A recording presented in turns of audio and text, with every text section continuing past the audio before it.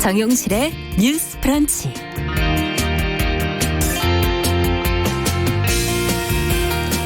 네, 안녕하십니까. 아나운서 정용실입니다. 영국의 시인 T.S. 엘리엇이 노래한 잔인한 달 4월이 오늘로 시작이 됐네요. 자, 이 잔인한 달이라는 표현이 올해는 좀 더 현실적으로 다가오고 있는데요. 축제도 없고 새학기 즐거운 흥분도 느끼기 어렵고 많은 사람들이 신체적 경제적으로 어려운 상황에 처해 있기 때문입니다. 하지만 그렇다고 시리에만 빠져 있을 수는 없겠지요. 요즘엔 많이들 알고 계실 그 인디언 부족들의 달력 이야기를 좀 찾아봤더니 블랙푸트족은 4월을 생의 기쁨을 느끼게 하는 달이라고 부릅니다. 체로키족은 머리맡에 씨앗을 두고 자는 달 이렇게 불렀다고 하는데요. 자, 올해 4월은 영국 시인의 마음보다는 왠지 인디언의 좀 지혜를 빌려서 살아가고 싶어집니다. 황무지에서도 어렵게 싹트는 씨앗을 그 희망을 생각하면서요. 자, 상황을 벗어나기 위해 다 함께 힘을 합쳐 해야 할 일들이 많이 있는 것 같습니다. 4월의 첫날 정용실의 뉴스 브런치 시작하겠습니다.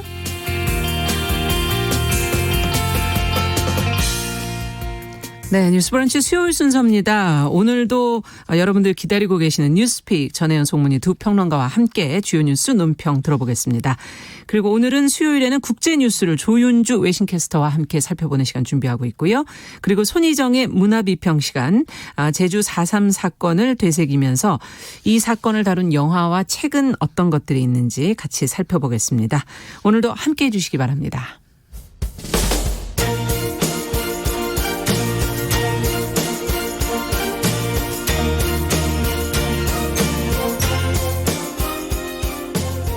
여성을 위한 시사정보 프로그램 KBS 1라디오 정용실의 뉴스 브런치. 여러분의 의견을 기다립니다. 샵 9730으로 문자 보내주세요. 짧은 문자 50원, 긴 문자 100원이 부과됩니다. 네, 정용실의 뉴스 브런치는 항상 여러분들과 함께 만들어가고 있습니다. 문자 KBS 콩 유튜브 라이브로 들으시면서 또 의견을 실시간으로 주실 수 있고요. 방송을 놓치신 분들은 네이버 다음 유튜브를 통해서 정용실의 뉴스 브런치 치시면 뉴스픽 코너를 저희가 올려놓고 있습니다.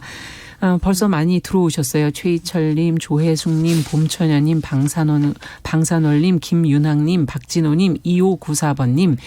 벌써 오늘 저희가 영화를 뭘 살펴볼지도 알고 계시는 분들이 계시네요. 감사합니다. 그리고 가우리님, 전봉길님, 서은교님, 산속전원생활님, 오직님, 엄병주님, 김동현님. 예, 많은 분들이 벌써 만우절이라고 농담을 걸어오시는 분들도 계시네요. 네, 즐거운 백색 거짓말 이어지기를 바랍니다. 자, 그럼 뉴스픽 시작을 하겠습니다. 오늘도 두 분 자리해 주셨습니다. 더 공감 여성정치연구소 송문희 박사님 안녕하세요. 네, 안녕하세요. 네, 전혜연 시사평론가 안녕하십니까? 네, 안녕하세요. 유튜브로 보시는 분들은 아시려나 모르겠네요. 송 박사님 옆에 웬 꽃을 오늘 4월 1일 만우절이라 들고 오신 건가요? 꽃피는 봄날 오늘 제 생일입니다. 아이고. 네, 몇 번째인지는 말씀 못 드리겠습니다.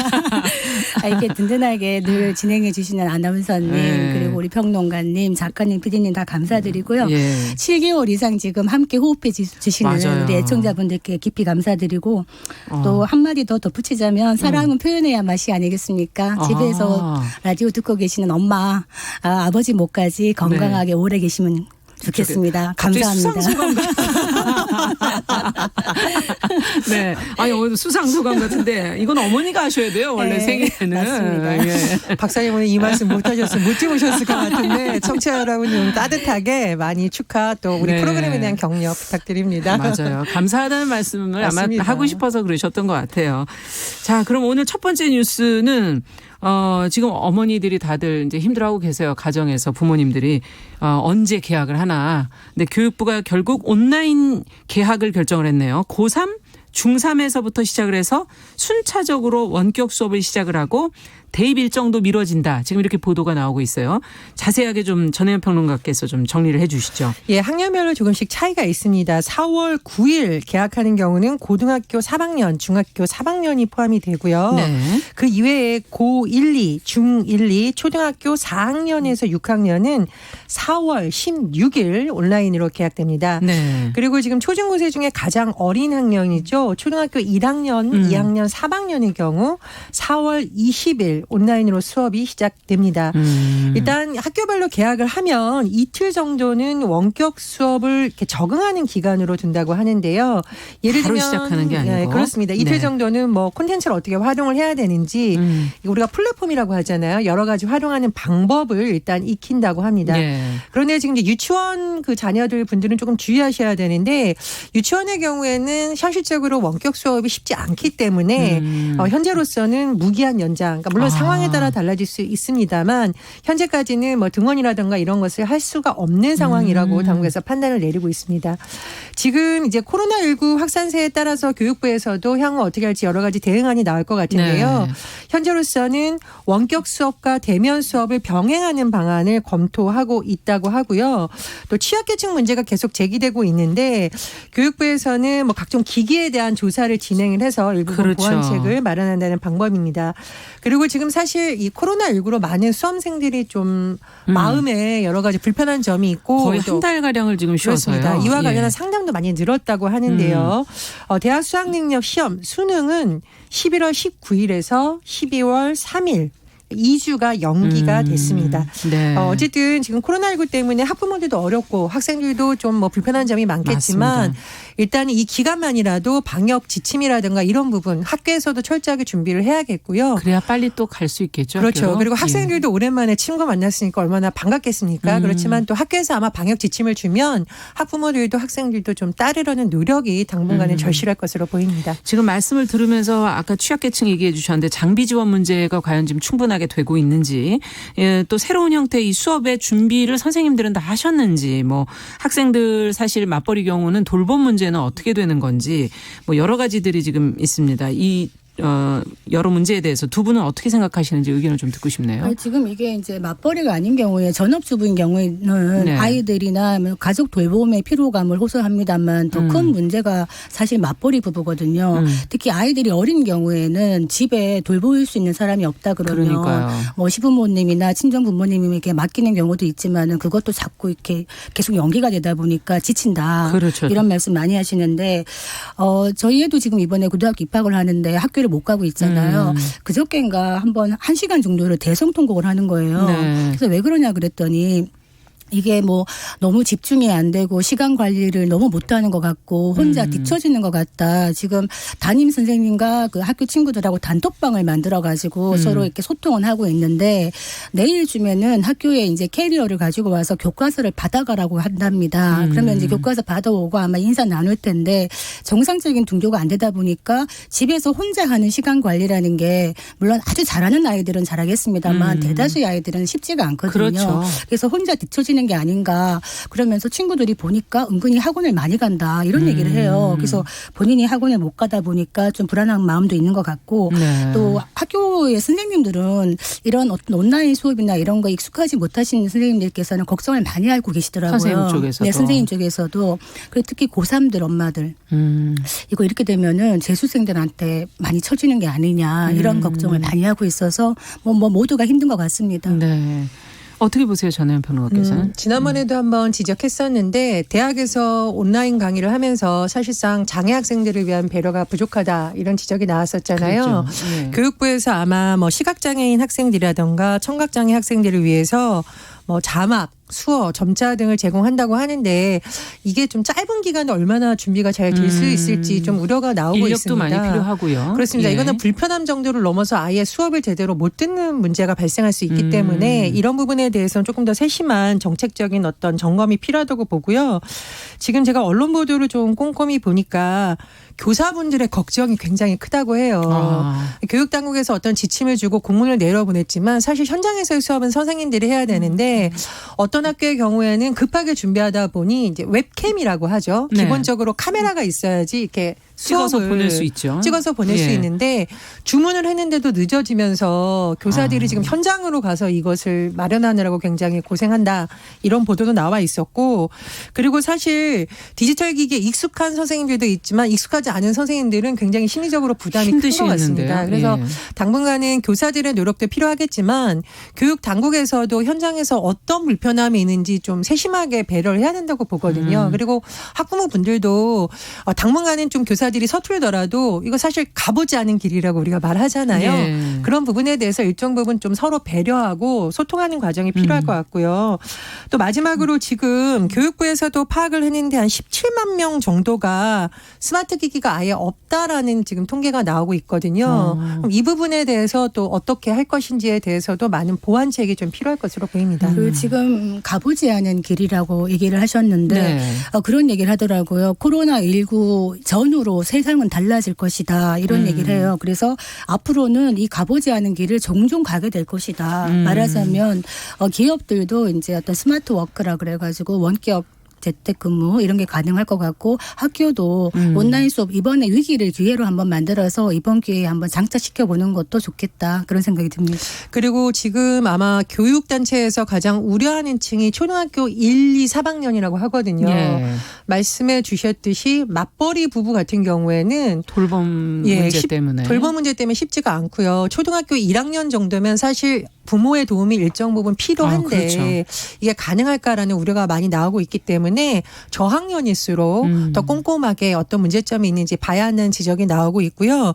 그리고 저는 이제 개인적으로 지방에 가보면 다문화 가정도 굉장히 많고 맞아요. 조손, 그러니까 할머니만 있거나 할아버지만 있거나 아니면 엄마 아빠는 외지로 쉽게 말하면 돈 벌러 자리를 비우고 할머니 할아버지만 있는 많죠. 조손 가정 네. 자녀들이 굉장히 많습니다. 이런 지방 같은 경우에는 할아버지 할머니가 도와주고 싶어도 아예 디지털 기기가 없거나 모르고. 예, 인터넷 연결이 어떻게 되는 건지도 잘 모르는 경우가 있습니다. 그래서 도심에 대한 배려도 필요하지만 이렇게 오지라고 불리는 지역의 외딴 곳이 정말 교육으로부터 소외되지 않도록 그러네요. 현장 중심의 점검이 좀 이루어져야 된다고 봅니다. 네, 여러 가지 체크해야 될 문제들 사항들이 많은 것 같아서 걱정스럽기도 합니다.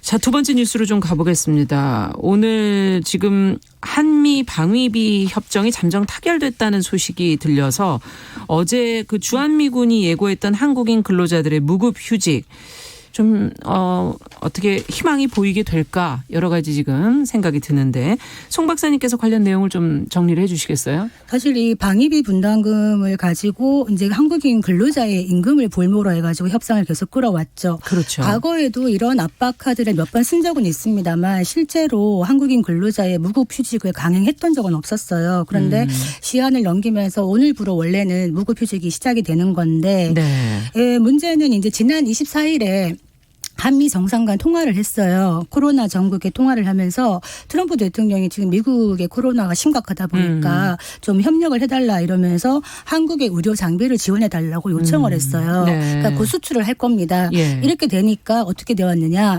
이번에 분담금 협상에서 원래 50억 달러. 그러니까 그렇죠. 기존의 1조 3천억 정도에서 5배를 더 받겠다고 했다가 갑자기 상한선이 많이 낮아졌어요. 그러고 있으면서 다들 힘드니 우리 협력하자 그러면서 지금 아마 협상이 제대로 굴러가고 있는 것 같아요. 그래서 네. 빠르면 이번 주 안에는 아마 타결이 될 것 같다 이렇게 보여집니다. 그렇군요. 사실 이것이 어떻게 될 것인가, 뭐 무급휴직 강행할 것인지 아닌지 좀 희망적으로 저희는 보고 있으나 어떻게 될지 조금 더 지켜봐야 될 것 같고 두 분은 어떻게 보십니까? 지금 잠정 타결 얘기가 나오는 것에 대해서는? 뭐 현재로서는 코로나19 상황을 통한 한미 간의 협조가 있었기 때문에 여러 가지 좀 잘 타결될 것 같다라는 보도가 오늘 아침에 나오고 있으니까 상황을 좀 더 지켜봐야겠는데요. 예. 제가 굉장히 좀 아쉬웠던 점은 어쨌든 양국 간의 협상으로 해결될 문제에 우리 근로자들을 볼모로 삼은 것이 아니냐는 비판 여론이 제기가 됐거든요. 그리고 더 문제가 되는 것은 사실 이곳에 근무하고 있는 그 근로자분들이 제대로 노동권을 보장받지 못한다라는 지적도 나오고 있습니다. 그러니까 노동권을 보장받지 못한다는 건 어떤 의미인가요? 한미두둔군 지협정, 우리가 소파라고 부르죠. 네. 거기 노무 조항이 있는데요. 주한미군에 고용된 한국인 노동자들 같은 경우 경우에는 한국 노동법을 그대로 적용하지 못한다는 지적이 있습니다. 그래서 예를 들면 뭐 파업을 하는 부분도 일정 부분 제한되어 있고 또 휴직 수당도 좀 문제가 되는 부분이 있다고 하는데요. 물론 뭐 굉장히 큰 협상의 문제가 남아 있습니다만 이번 일을 계기로 이런 분들이 어떤 어려움을 겪고 있는지 우리 정부도 좀 한번 살펴볼 필요가 있다라고 그러네요. 보고요. 그리고 사실 지금 트럼프 정부에서 계속 어떤 자국의 이익을 중시하는 것은 계속 나타나고 있는 흐름인데 우리 정부에서는 일단 우리 근로자들이 이 중간에서 피해를 보지 않도록 여러 가지 노력을 해야 될 것 같고 또 트럼프 대통령도 미국 내에서도 계속 이건 좀 과다한 비판 여론이 나왔었거든요. 있었죠. 예. 예, 많이 나왔습니다. 그리고 예전에 그 캐슬린 스티븐슨 전 주한 미국 대사도 지금 빨리 이런 문제를 좀 잘 해결해야 되는 시점이라고 강조를 했었고 또 미국 의회에서도 지적이 나온 바 네. 있습니다. 그래서 근본적으로는 이 협상 과정에서 한미 양국이 계속 강조했던 것, 우리 정부가 강조했던 것이 합리적이고 공정한 수준. 그러니까 합리적이라는 것은 왜 이런 수치를 제시하는지 설명이 돼야 된다는 거죠. 그런 부분이 근본적으로는 풀려야 될 것 같고요. 두 번째로는 지금 더 이상 이런 문제로 우리 한국인 근로자들을 볼모로 잡는 그렇죠. 이런 행태는 좀 없었으면 합니다. 그러니까 이제 이번에는 만약에 협상이 타결돼서 넘어간다고 하더라도 이 협상은 계속 반복이 될 것이기 때문에 사실은 짚고 넘어가야 될 부분 아까 말씀하신 주한 한국인 근로자의 근로 노동 3건 이런 네. 부분에서요. 지금 일본에도 주일 미군 기지가 있지 않습니까? 근데 거기서는 일본 정부가 거기 근로자들을 간접 고용하는 형태로 해가지고 뭐 임금, 근로조건 이런 거를 일본법이 적용이 되어요.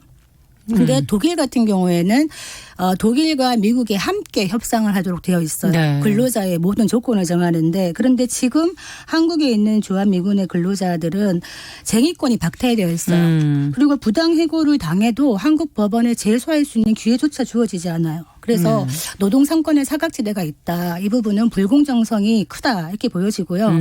그리고 합리적인 부담 비용을 정하는 데 있어가지고 주한미군이 왜 한국에 주둔을 하는가라는 목적 의식을 한번 봐야 되는데 물론 남한의 안보 이익이라는 측면에서는 남한에게 이득이 되겠지만 예.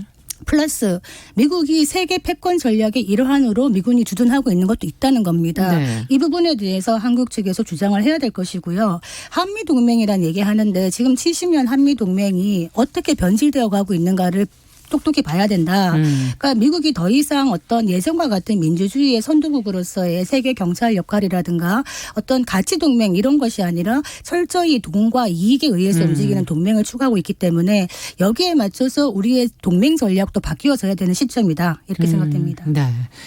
자, 지금 뭐 이르면은 이제 오늘 타결 내용이 공식 발표될 지금 전망이라는 보도도 계속 나오고 있네요. 좀 좋은 일이 있기를 기대를 해보겠습니다.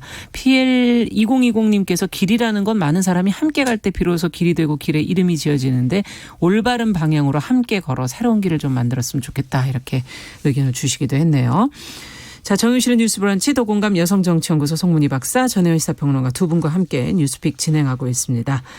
자, 세 번째 뉴스는 전국 소방관들의 신분을 국가직으로 통일한다고 발표되던 때 잠시 저희가 이제 그 내용을 전해드렸었는데 이 지방직 소방관들의 국가직 전환 이제 그게 오늘부터죠.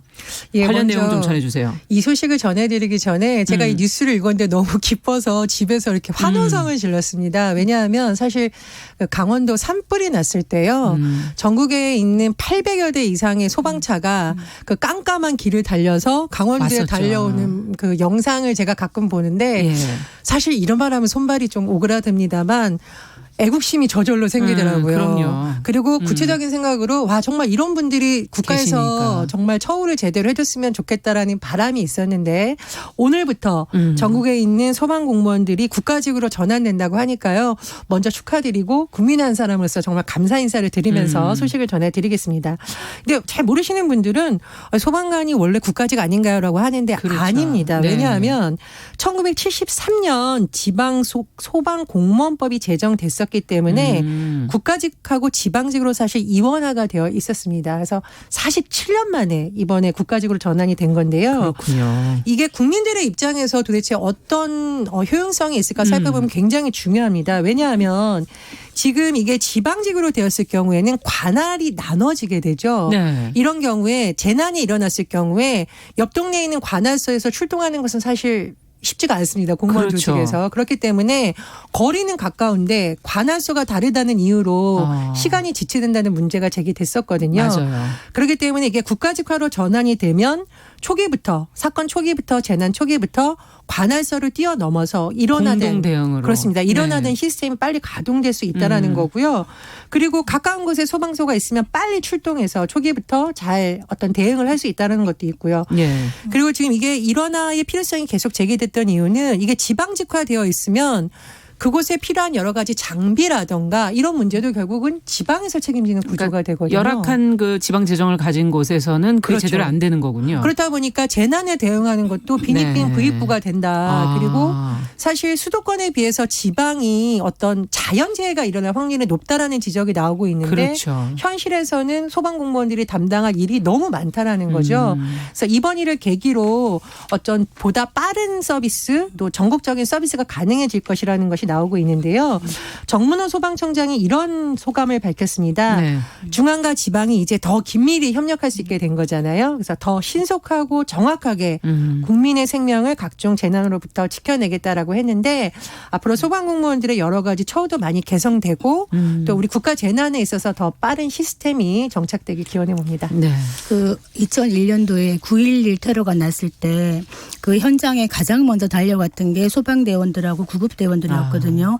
그 이제 그 독한 연기를 마시고 이렇게 많이 돌아가시기도 하고 또 트라우마를 많이 겪었는데 미국에 이제 소방관이 남편인 제 친구가 있는데 미국에서는 소방관이 진짜 영웅 대접을 받는다 그래요. 네, 지위가 높죠. 예, 지위도 높고 존경심도 많고 그래서 9.11 테러 때 그때 뉴욕 소방관이 343명이 돌아가셨는데 그 이후에 어떻게 추모를 하냐 그러면은 고층 건물 계단 오르기 행사를 한답니다. 예. 매년. 아, 그래가지고 매년. 네, 소방관뿐만이 아니라 일반인들도 하는데요. 그러니까 쌍둥이 빌딩 높이와 같은 110층의 계단을 올라가면서 그 어떤 소방관들의 숭고한 희생 정신을 기린다 이런 일을 한다 그래요. 그러니까 물론 이번에 소방관 그 국가직화 축하드리고 앞으로 많은 활동을 기대합니다만 저는 덧붙여서 이런 국가의 어떤 안전 분야 어떤 이런 일을 하는 데 있어서 경찰 공무원에 대한 이야기를 말씀드리고 싶어요. 몇 년 전에 한 현직 경찰관이 국민청원을 했었습니다. 네. 본인이 3년 동안 근무하는 중에 20번 매를 맞았다. 민간인들로부터. 그러면서 제발 근무 중에 매 맞지 않고 적극적으로 공권력을 행사할 수 있게 해달라는 청원이 올라왔었는데 그냥 묻혔어요.